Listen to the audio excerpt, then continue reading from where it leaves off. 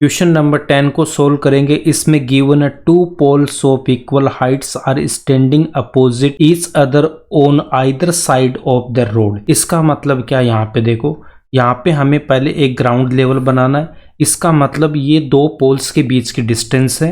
अब एक पोल आपको यहाँ पे गिवन है, तो यहाँ पे हमने एक पोल बना रखा है। आपको वर्टिकल एकदम स्केल से अच्छे से बनाना है। उसके बाद में दूसरा पोल हम यहाँ पे बनाएंगे। इन दोनों की हाइट हमें सेम गिवन है।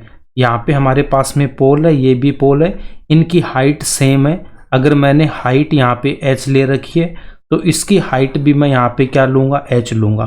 फर्स्ट वाले पोल को अगर मैं AB बोलता हूँ, सेकंड वाले पोल को मैंने यहाँ पे CD ले रखा है। अब ये यहाँ पे ग्राउंड के वर्टिकल है तो B एंगल 90 डिग्री का, D भी कितना हो जाएगा, 90 डिग्री का होगा। इसके बाद में क्या बोल रखा है, विच इज 80 मीटर वाइड। अब देखो जो रोड है वो कितने, 80 मीटर। इसका मतलब B से लेके D के बीच की जो डिस्टेंस है वो हमें 80 मीटर यहाँ पे गिवन है। नेक्स्ट इंफॉर्मेशन क्या है, from a point between them on the road. इन दोनों पोल्स के बीच में रोड में यहाँ पे कोई एक पॉइंट है। इस पॉइंट को अगर मैं यहाँ पे E बोल देता हूँ। अब इसके बाद में बोल रहा है The angles of the elevation of the top of the poles are 60 degree and 30 degree respectively। अब इसको आपको ध्यान से समझना है। 60 डिग्री गिवन है, उसके बाद में 30 डिग्री गिवन है। इसका मतलब जो फर्स्ट वाला पोल है उससे कितना बनाना है, 60 डिग्री का एंगल बनाना है। सेकंड वाले पोल से आपको 30 डिग्री का एंगल बनाना है। आपको मैंने ऑलरेडी बता रखा है कि कोई भी वर्टिकल टावर, मीनार या बिल्डिंग हमें गिवन है, पोल गिवन है, तो उसके जितना हम पास आएंगे उतना एंगल क्या होगा, ज़्यादा होगा। जितना हम उससे दूर जाएंगे उतना एंगल क्या होता जाएगा, कम होता जाएगा। अब यहाँ पे देखो, AB को अगर फर्स्ट पोल ले रखा है तो इस E पॉइंट को हमें पोल 1 के पास में लेके आना है। CD यहाँ पे हमारा सेकंड पॉइंट है तो CD से कितना एंगल बनाएंगे, 30 डिग्री का। तो यहाँ से देखो A को मैं E से मिलाऊंगा तो ये एंगल हो जाएगा 60 डिग्री का। E पॉइंट पोल 1 के पास में, तो यहाँ पे 60 डिग्री का एंगल बन जाएगा। अब यहाँ पे सेकंड पोल के साथ ये कितना बनाएगा, ये 30 डिग्री का एंगल बनाएगा। ऐसे आपको ये डायग्राम यहाँ पे करेक्ट बनाना है। यहाँ पे हमें गिवन था कि ये जो 60 डिग्री उसके बाद में 30 डिग्री रेस्पेक्टिवली। इसका मतलब जो फर्स्ट पोल है उसका जो एंगल है 60 डिग्री होना चाहिए, सेकंड वाले पोल का जो एंगल है वो 30 डिग्री होगा। इसका मतलब ये है कि जो पॉइंट है वो फर्स्ट पोल के पास में होगा। तो ऐसा हमारा यहाँ पे डायग्राम ये बन जाएगा। ठीक है, अब इसके बाद में और क्या इन्फॉर्मेशन हमें गिवन है, उसके बाद में गिवन है find the height of the poles. इसका मतलब हमें यहाँ पे h फाइंड आउट करना है। यहाँ पे हमने हाइट इनकी h ले रखी है। And the distances of the point from the poles. इसका मतलब आपको क्या फाइंड आउट करना है, B से लेके E के बीच की डिस्टेंस आपको फाइंड आउट करनी है। E से लेके D की बीच की डिस्टेंस फाइंड आउट करना है। तो यहाँ पे हमें देखो h फाइंड आउट करना है। उसके बाद में यहाँ पे ये जो BE है उसको हमें फाइंड आउट करना है।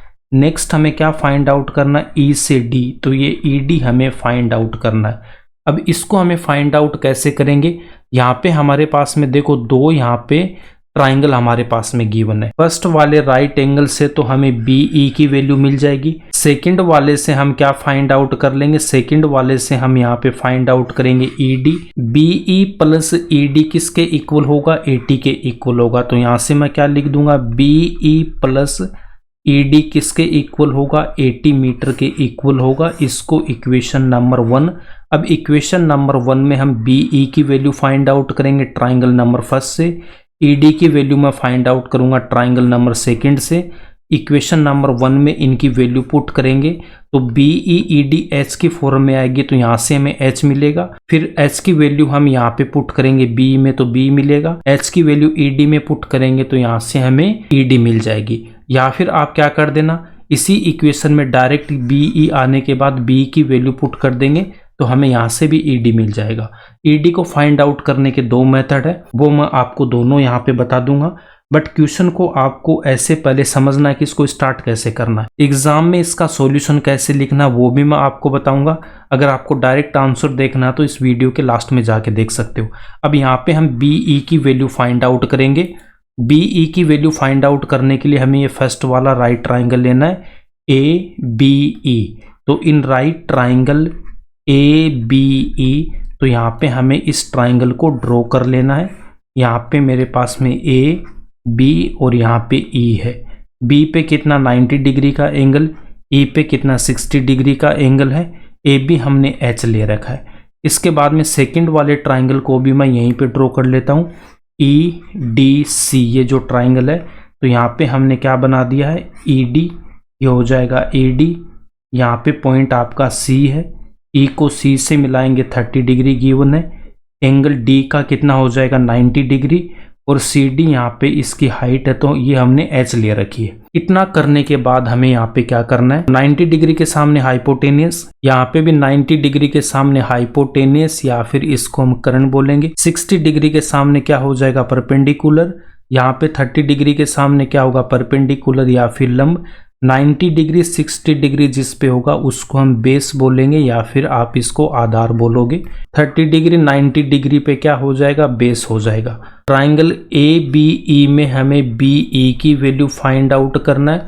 उसके बाद में यहाँ पे कौन सा ट्राइंगल हमारे पास में ई डी सी, इसमें हम यहाँ पे ई डी की वैल्यू फाइंड आउट करेंगे।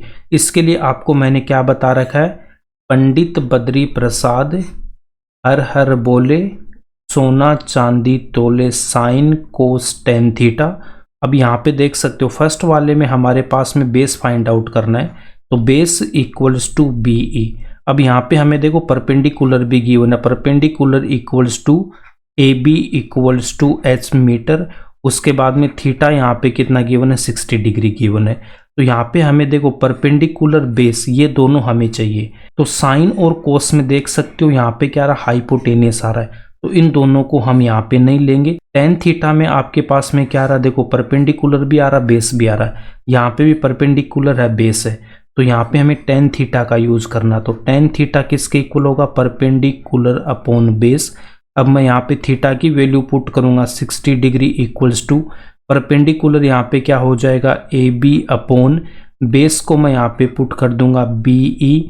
देन यहाँ पे हमें 1060 की वैल्यू पुट करनी है। 1060 की वैल्यू कितनी होती है, √3 equals to A B equals to मैं यहाँ पे एच पुट करूंगा और बी ई को रखेंगे एज इट इज। अब इसको मैं यहाँ पे क्रॉस मल्टीप्लाई करूंगा, √3 के डिनोमिनेटर में 1, √3 मल्टीप्लाई होगा बी ई से, तो यहाँ पे √3 into B E equals to 1 को h से मल्टीप्लाई करेंगे तो h, यहाँ पे बी ई की वैल्यू कितनी आ जाएगी h अपॉन √3 इस तरफ आएगा तो इसके डिनोमिनेटर में आएगा, इसको बोल देंगे इक्वेशन नंबर 2। तो बी ई की वैल्यू कितनी आ गई h अपॉन √3। अब इसके बाद में यहाँ पे हमें ई डी की वैल्यू फाइंड आउट करना है। तो यहाँ पे क्या क्या गिवन है, देखो यहाँ पे आपके पास में बेस फाइंड आउट करना है, base equals to E D. उसके बाद में परपेंडिकुलर यहाँ पे गिवन है कितना h, इक्वल्स टू में क्या लिख सकता हूँ यहाँ पे सी डी लिख सकता हूँ। थीटा यहाँ पे कितना गिवन है, थीटा यहाँ पे 30 डिग्री गिवन है। यहाँ पे भी आप देख सकते हो यहाँ पे बेस परपेंडिकुलर, तो यहाँ पे भी टेन थीटा को यूज करेंगे। देन टेन थीटा किसके इक्वल होगा, परपेंडिकुलर अपॉन बेस के। थीटा की वैल्यू पुट करूंगा 30 degree equals to perpendicular equals to C D upon base की जगह यहाँ पे मैं क्या पुट कर दूंगा ई डी। देन यहाँ पे 1030 की वैल्यू पुट करेंगे, कितना होता है 1 अपॉन √3 इक्वल्स टू, ये जो ट्रिग्नोमेट्रिक टेबल है वो आपको पता होनी चाहिए। यहाँ पे सी डी की वैल्यू पुट करेंगे, सी डी इक्वल्स टू कितना हमारे पास में h, तो h अपॉन क्या हो जाएगा ई डी। अब क्रॉस मल्टीप्लाई करेंगे, ई डी को 1 से मल्टीप्लाई करूंगा E D equals to h को √3 से मल्टीप्लाई करेंगे तो h इंटू √3, इसको हम बोलेंगे इक्वेशन नंबर 3। अब हमने यहाँ पे देखो बी ई की वैल्यू फाइंड आउट कर दी, ई डी की वैल्यू फाइंड आउट कर दी, इक्वेशन नंबर 1 में पुट करेंगे। इक्वेशन नंबर 1 क्या था हमारे पास में, बी ई प्लस का ई डी इक्वल्स टू 80, ये हमें यहाँ पे डायग्राम में गिवन है।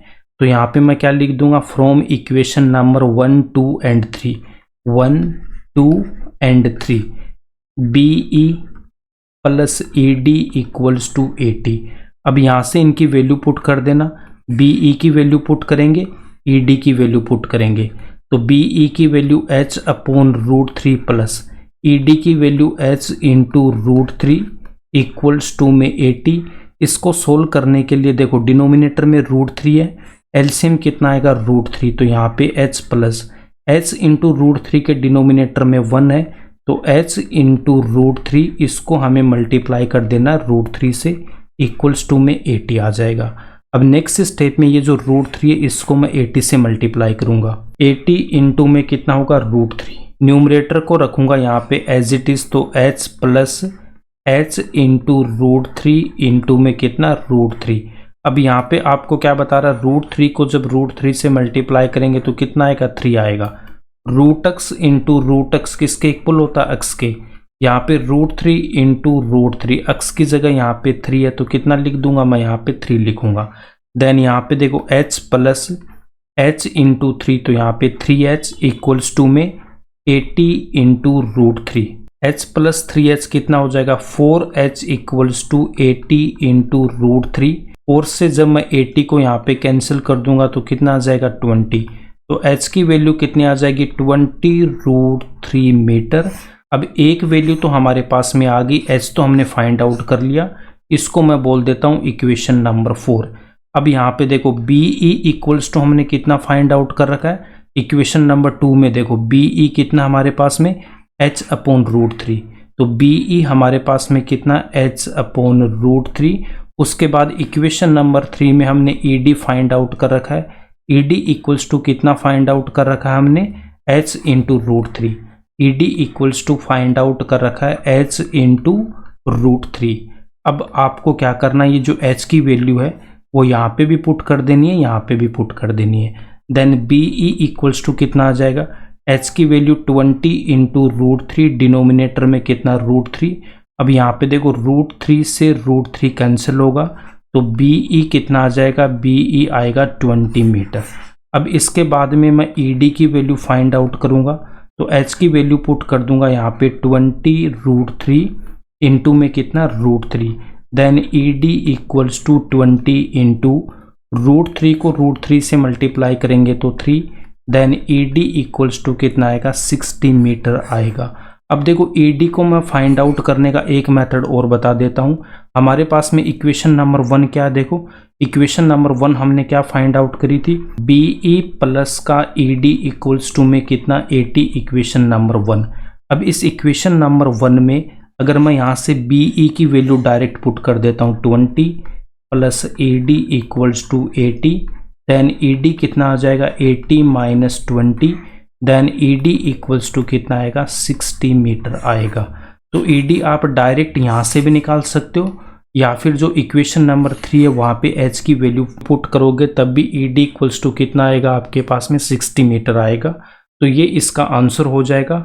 अब एग्जाम में आपको इसको कैसे लिखना है वो यहाँ पे देखो, इसका सॉल्यूशन कैसे लिखना है। सबसे पहले जो गिवन इंफॉर्मेशन है उससे हमें ये डायग्राम बनाना स्केल से एकदम नीट एंड क्लीन। उसके बाद में यहाँ पे आपको क्या लिख देना जो गिवन है, BD equals to 80 meter, angle AEB 60 degree, angle CED 30 degree.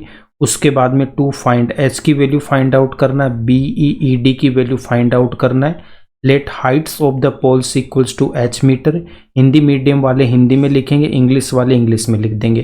Poles की हाइट यहाँ पे इक्वल गिवन है, हमने h ले रखा है तो AB equals to h, CD equals to भी h meter. Right triangle ABE से हम यहाँ पे क्या करेंगे, BE की वैल्यू फाइंड आउट करेंगे। tan थीटा का यहाँ पे यूज करेंगे, थीटा इक्वल्स टू 60 डिग्री है तो यहाँ पे AB equals to h put करूंगा, tan 60 की वैल्यू √3, तो B कितना आएगा h अपॉन √3। इसको हम बोलेंगे इक्वेशन नंबर 1।